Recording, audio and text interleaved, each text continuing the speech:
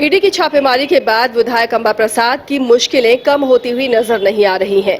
अब ईडी ने अंबा प्रसाद को नोटिस भेजा है और साथ ही अंबा सहित 3 लोगों को नोटिस भेजा गया है और ईडी कार्यालय में 2 हफ्ते के अंदर हाजिर होने को कहा है। क्या इस पूछताछ के बाद मुश्किलें और बढ़ सकती हैं? क्योंकि अमूमन हमने देखा जितनी भी ईडी की कार्रवाई हुई छापेमारी से शुरू होते हुए वो कार्रवाई गिरफ्तारी तक पहुंची है।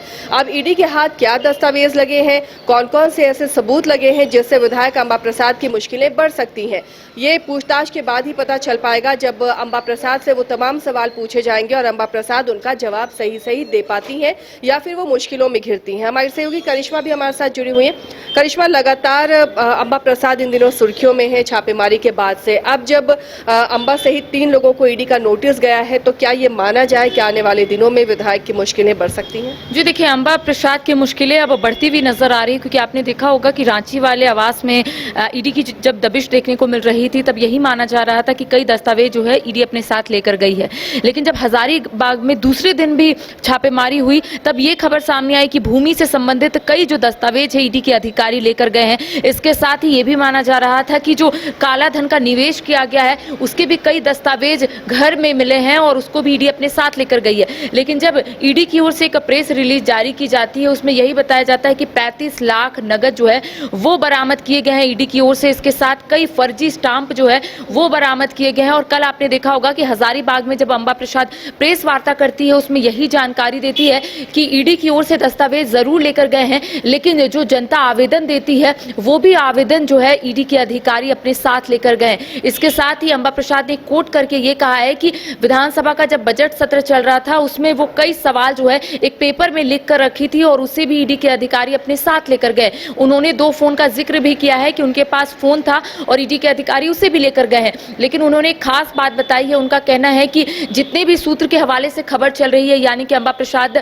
200 करोड़ की मालकिन है तो उसमें उन्होंने विराम लगाते हुए ये कहा है कि उनके नाम से सिर्फ एक उनकी कार है जो विधानसभा से फाइनेंस किया हुआ है और समय समय पर वो उसका EMI भरती है।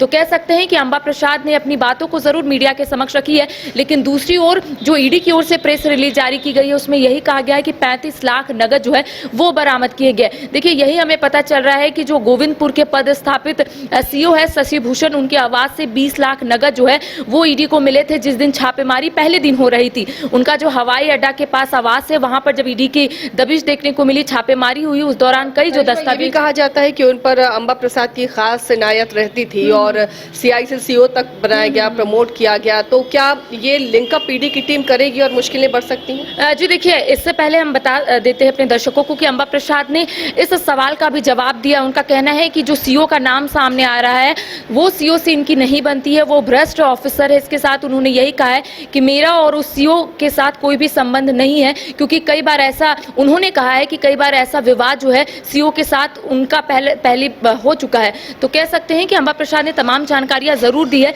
लेकिन कह सकते हैं कि अंबा प्रसाद की मुश्किलें जो है आने वाले समय में बढ़ सकती है क्योंकि अब ईडी की ओर से नोटिस भेज दिया गया है। 2 हफ्ते के अंदर ईडी कार्यालय उन्हें बुलाया गया है। सिर्फ अंबा प्रसाद ही नहीं बल्कि उनके पिताजी योगेंद्र साहू के साथ साथ उनके जो भाई है जिनका नाम लगातार सामने आ रहा है सुमित कुमार, उनको भी ईडी की ओर से यहाँ पर नोटिस भेजा गया है और 2 हफ्ते के अंदर ईडी कार्यालय बुलाया गया है। देखिए, यहाँ पर कई जो मामले हैं आसिया वो सामने आ रहे हैं। एक तो जमीन घोटाला और ऊपर से ट्रांसफर पोस्टिंग का भी मामला जो है वो सामने आ रहा है, बालू का अवैध खनन उसका भी मामला सामने आ रहा है। तो अंबा प्रसाद ने कल इसकी जानकारी देते हुए यही कहा है कि जब भी ईडी की ओर से उन्हें बुलाया जाएगा या फिर ईडी तमाम सवालों का जवाब लेने के लिए हमको बुलाएगी तब हम तमाम सवालों का जवाब उन्हें जरूर देंगे। तो कह सकते हैं इनका कहना है कि जितने भी पूछताछ होंगे हम लोग सहयोग करेंगे। इसके साथ ही जितने भी दस्तावेज का जिक्र उन्होंने किया, उनका कहना है कि सभी दस्तावेज लेकर ईडी के सामने जरूर हम लोग जाएंगे और बताने और समझाने की कोशिश करेंगे कि आखिर उनके पास कौन से दस्तावेज।